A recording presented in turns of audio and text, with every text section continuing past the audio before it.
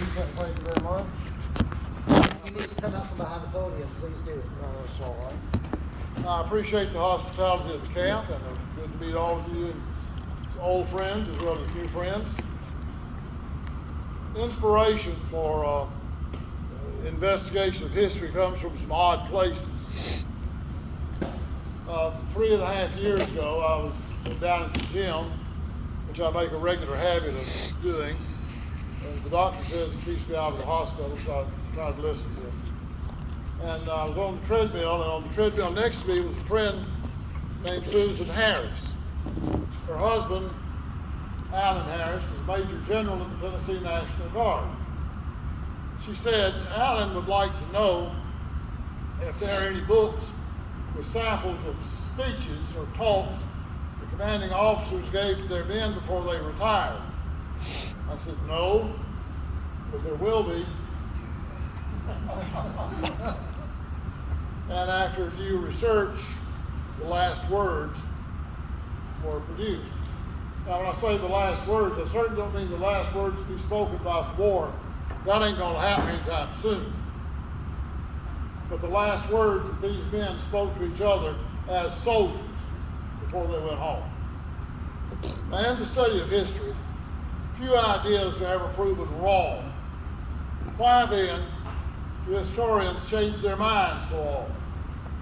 Why are new explanations of events continually making their appearance? Specifically, in the area that we're interested in, why have so many historians changed from saying that the war between the states had many causes to insisting vehemently that there was only one cause, the issue of slavery? The older, multi-causal explanation has not been proven wrong, it has simply been abandoned. But why? The historians offer new explanations about what the past means because we continue to ask new questions about what the past means. If you ask, what was the role of political philosophy in causing the war? The answer will be the powers delegated to the states under the 10th Amendment, usually called states' rights. If you ask the question, what was the role of economics in bringing about the war? The answer will be the tariff. If you ask the question, what was the role of race in causing the war? The answer will be slavery. The answer you get depends on the question that you ask. Beginning with the decade of the 1960s, and increasingly since the 1970s, historians have been concerned solely with the question of race. By asking that question, and that question alone, historians have begun to give a single answer. Single question, single answer. But is that answer correct?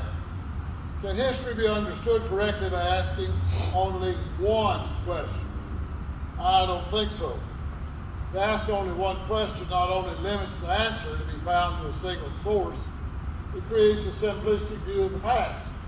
It creates a simplistic view of the people of the past, giving a single focus to their thought, a single dimension to their lives.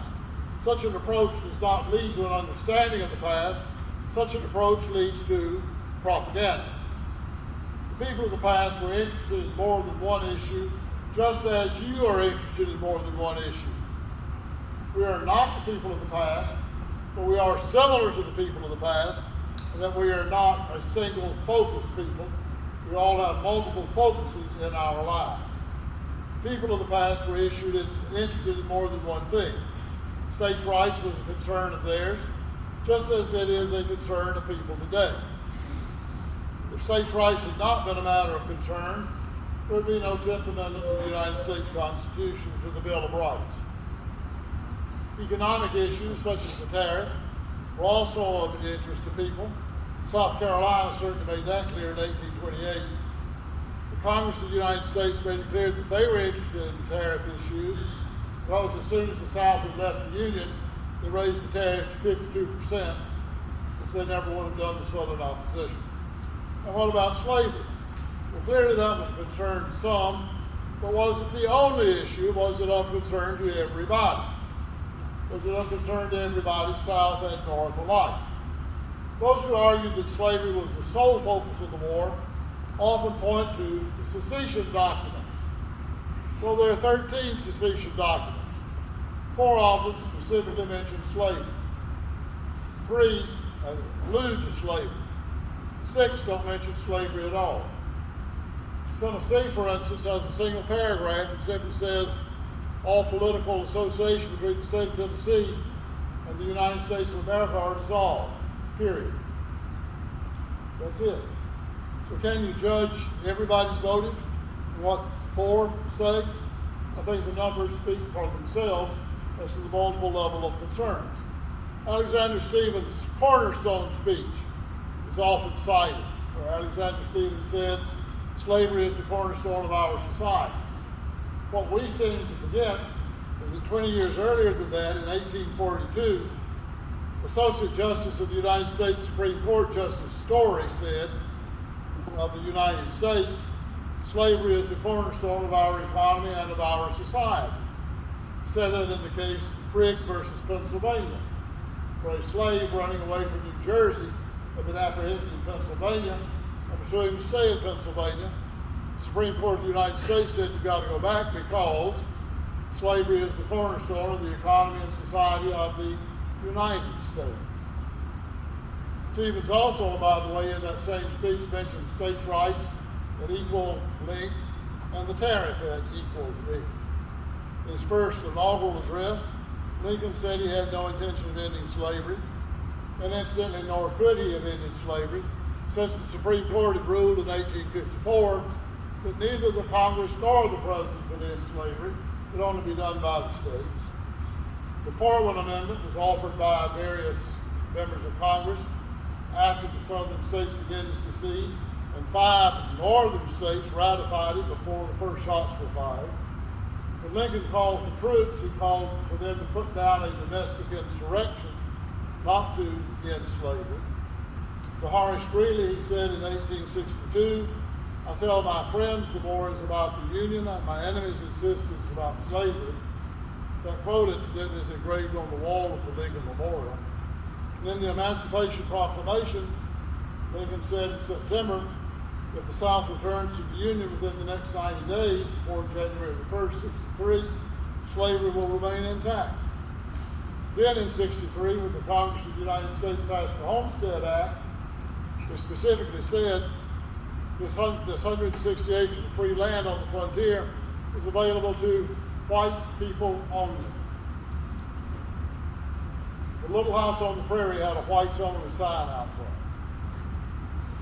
It was only available to citizens, and African Americans did not become citizens until 1868. So Lincoln's own administration said the free territories are not free of slavery, they're to be free of people of color instead. So it seems to me that it's time for historians to act like historians and admit that the evidence for a single cause is somewhat questionable, to say the least. There's a great deal of evidence that says perhaps there's more than one cause. It's time for historians to act like historians and listen to the words of the men and women who fought the war. Therefore, I chose to take a look at the farewell addresses. These people knew why they were fighting. They knew what motivated them. They were aware of the facts which had moved them to action. Remember that they wrote before the smoke of battle had ever cleared. The blood had not yet dried on the bandages of the last ones to be wounded. The grass had not sprung on the graves of those most recently buried.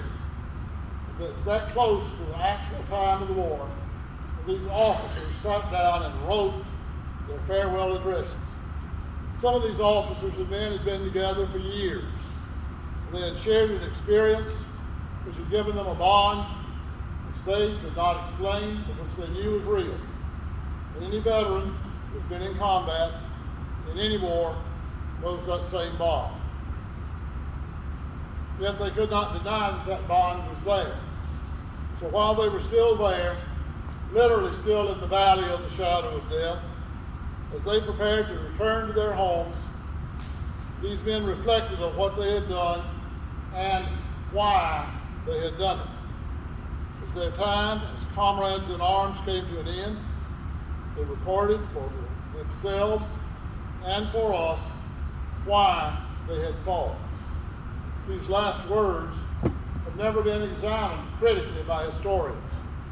No historian has ever looked at them to say, what do they really contain? As a matter of fact, of all the people who studied the farewell addresses, or who studied the war, there are probably only two farewell addresses that are generally known.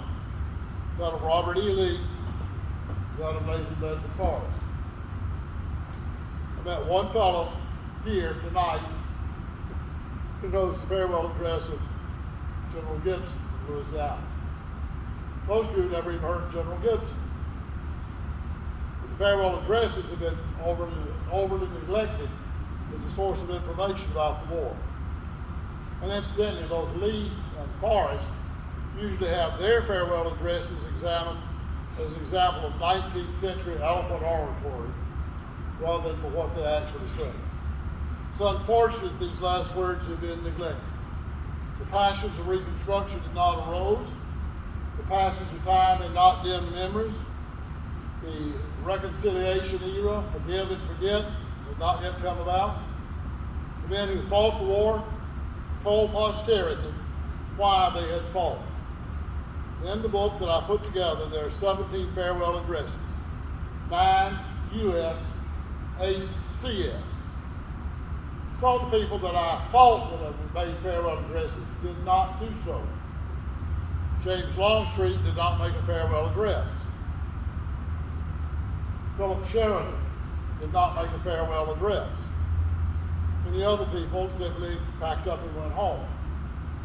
I also assumed most of these farewell addresses were made as general orders and therefore would be found in that treasure trove for historians, the OR, Official Records of the War of the Rebellion, uses title. But they were not. Some were official orders. Many of them were simply unofficial, person-to-person addresses. So it took a little more digging than I thought. The 8 Confederate addresses have certain things in common. Now, John Singleton Mosby, I started with a battalion commander. John Singleton Mosby did not really issue a farewell address. He said, we're not surrendering, we're just disbanding. Everybody go home. Kirby Smith, out in the Trans-Mississippi, was mad as the proverbial wet hen. He basically reamed everybody out for being a bunch of slackers, quitters, going home while he was ready to fight still. He had a total of 16,000 men, but he was ready to carry on the war if he could get them all together. But most of the other Confederate addresses have a single theme. They commend the bravery of their men, they recognize their sacrifice, they recognize their desire for an independent country, and they urge acceptance, reconciliation, and obedience to the laws of the nation of which they are once more a part. U.S. addresses also have certain things in common, but there is one thing which is omitted. As I introduce you to some of these U.S. addresses, I invite you to pay attention to what is not said. Here's the farewell address of General George Gordon Meade, commander of the Army of the Potomac. Soldiers, having accomplished the work set before us, having vindicated the honor and integrity of our government and flag, let us return thanks to Almighty God for His blessings in granting us victory and peace. And let us sincerely pray for strength and light to discharge our duties as citizens as we have endeavored to discharge them as soldiers. What was Meade and what was his motive for fighting? What was the objective of the Army of the Potomac? What does Meade say it was? What did they set out to do? What did they accomplish? He tells us. What did he not mention as an objective? William Tecumseh Sherman. And now that we're about to separate and mingle with the civil world, it becomes a pleasing duty to recall to mind the situation of national affairs when, but a little more than a year ago, we were gathered about the towering cliffs of Lookout Mountain, and all the future was wrapped in doubt and uncertainty. 3 armies came together from distant fields with separate histories, yet bound by one common cause, the union of our country and the perpetuation of the government of our inheritance. What was the purpose for which Sherman and his army grew, fought? What did they seek to accomplish? What did they set out to do? What does he not mention as an objective? C.T. Trowbridge, Colonel, commanding the 33rd USCT, United States Colored Troops. Now that you are to lay aside your arms and return to the peaceful avocations of life, I adjure you by the associations and history of the past, and the love you bear for your liberties, to harbor no feelings of hatred toward your former masters, but to seek in the paths of honesty, virtue, sobriety, and industry, and by a willing obedience to the laws of the land, grow up to the full stature of American citizens. The church, the schoolhouse, and the right to be free are now secured to you, and every prospect before you is full of hope and encouragement.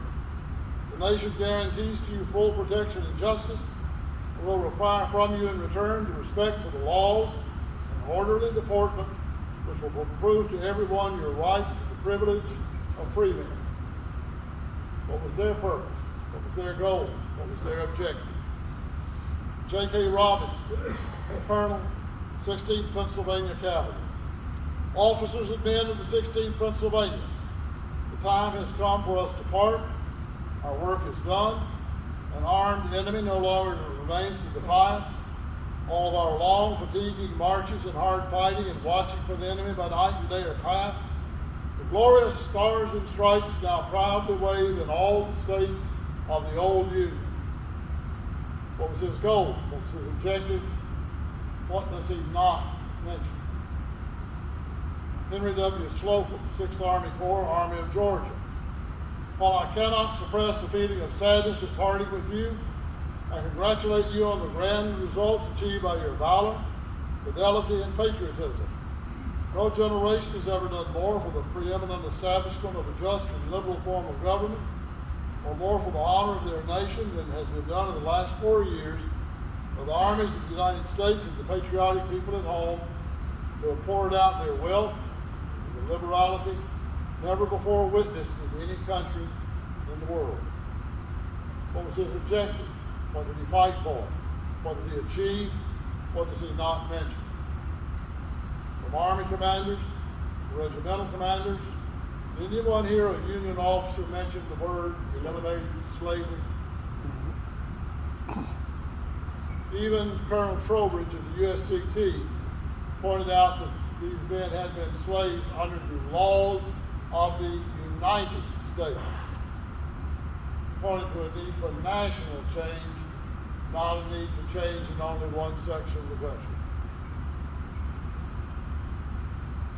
Of all the Union officers that I looked at, one farewell address mentioned the word slavery, that of Ulysses Grant. It's a curious document because it was not written by U.S. Grant. It was issued by orders of U.S. Grant. It was written by a clerk in the War Department.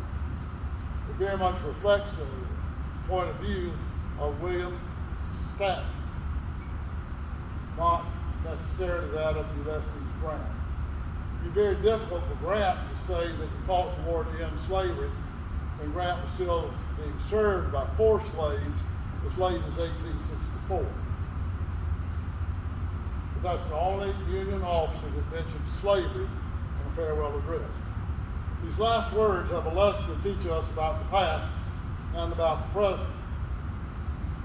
It's quite clear that ending slavery was a result of the war.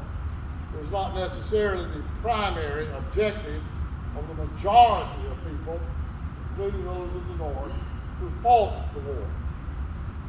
It was an objective which was adopted in order to make the Confederacy weak enough that the Union armies could win the war.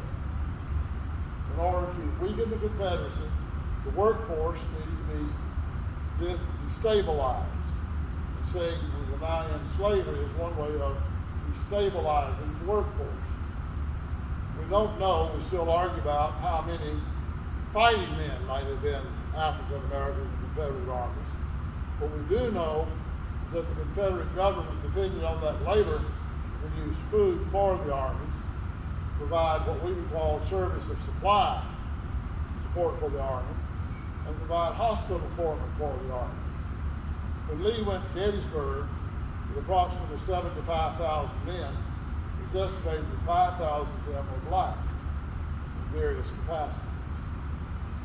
Obviously, that workforce maintained, supported, helped keep the Confederacy in business. The lack of tolerance for diverse opinions and the absence of respect for other points of view helped lead to the war in 1861, a war which was fought to preserve a union which can only survive when one practices tolerance, forbearance, and respect. Demonizing one section of the country, that's us, and desecrating the memorials of ancestors, including the proposal that the Confederate monument be removed from the graves of the POWs who were buried in Arlington before it became a national cemetery, is not the way to lead to stability in a government. It is instead a path to be avoided. Such acts demonstrate intolerance, and they're disrespectful to those who hold different, though valid, points of view. Different points of view were then, they are present today, and they have to be lived with. The last words show us where a path of intolerance and lack of respect leads. Listening to the last words tells us the entire nation must work together to confront divisive issues, and that requires compromises to be made by tolerating and respecting views which are not always in agreement with our own. The last words of a person many today consider an unlikely source of such wisdom nevertheless contains very sound advice for looking and dealing with the past at the present time. Civil war, such as you have just passed through, naturally engenders feelings of animosity, hatred, and revenge. It is our duty to divest ourselves of all such feelings, and so far as it is in our power to do so, to cultivate a friendly feeling toward those with whom we have so long contended, and heretofore so widely but honestly different. Farewell address of Lieutenant General Nathan Bedford Forrest. I thank you for your attention.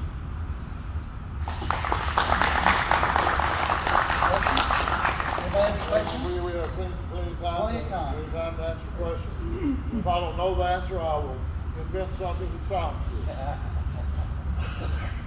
Yes, sir. So you had 9 farewell addresses from the Union and 8 from the Confederacy. Right. How many others did you look at? That was all that I found that amounted to anything. Most of them were just very short, a couple of paragraphs. I later found one more from Breckenridge that I found too late to include, but it was not in any way an exception to what the other Confederate commanders had said, and that he commended their bravery, their devotion to the cause. He said, you know, we've lost the war, let's go home and be good citizens. It was very much in line with others, but I found it too late to include. Finding these proved to be a little bit of a challenge since they were not all issued as official orders, therefore not in one set of documents.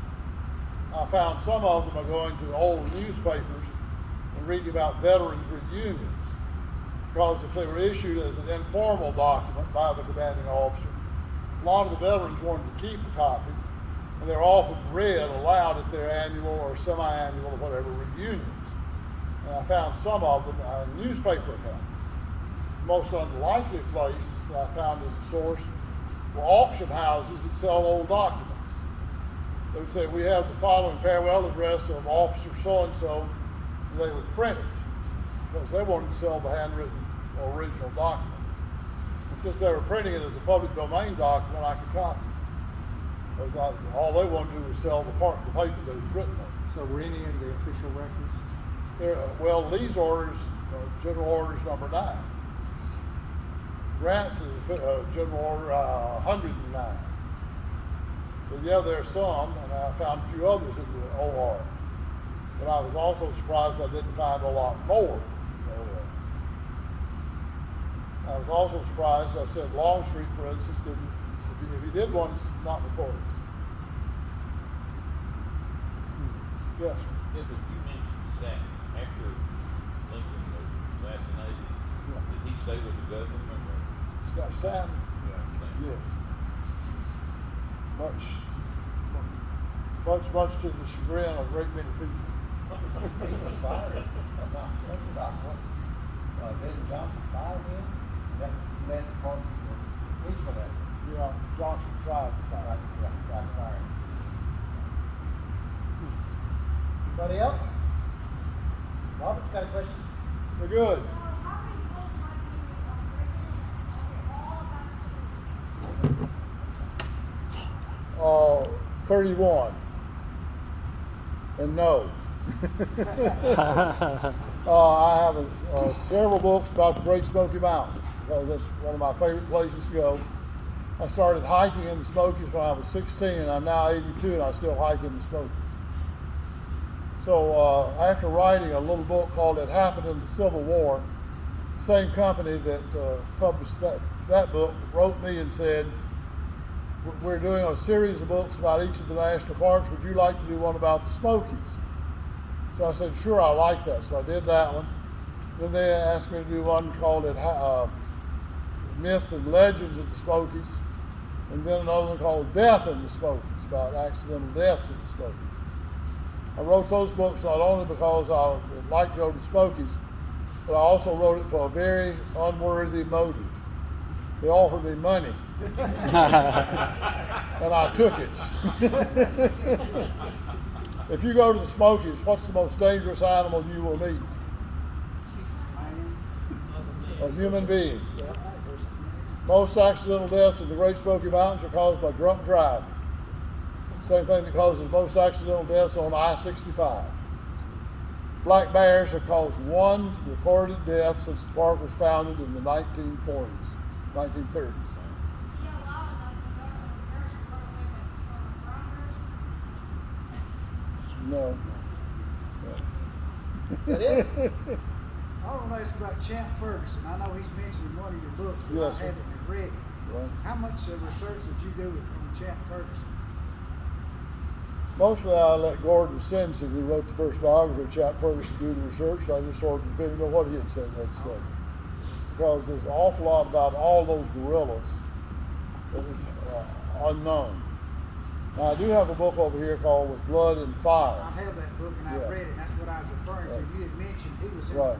kind of one of the principal players in the book, Right. Champ Ferguson. But he was a little bit on the outskirts of the area that I was dealing with. And I learned a lot about gorillas. Also learned that if you lived anywhere between Huntsville and Nashville between 1863 and 1865, it would have been just about like you're living in Afghanistan or Iraq today. It was that bad. That kind of carried down all the way through Winston County. Well, I'm sure it carried much wider area than I happen to know about. It just happened I've studied that area because I got the provost marshal. I lived down there for 10 years, and it ain't whipped, to be honest with you. And back in the hills down that way. Well, there's a family in Shelbyville, let me see, Bedford County, Schaffner. One spells its name Schoffner, the other Schffnr. The ERs were Confederates, the Union Schaffners dropped the E and they still leave it out today. So, as you say, as William Faulkner told us, the past ain't dead, it ain't even past. The Schaffners had one family reunion jointly in 1876 that ended in a gunfight, so they haven't gotten together since then. They haven't gotten together since then. It's probably a wise thing. In Shelbyville? Shelbyville. Brigadier General Schaffner, who escaped from Bataan, fought with the Philippine guerrillas for 3 years, is of that family. One of his ancestors was in Forest Bodyguard. Anybody else? Commander, I thank you again for your hospitality and for the beer warm.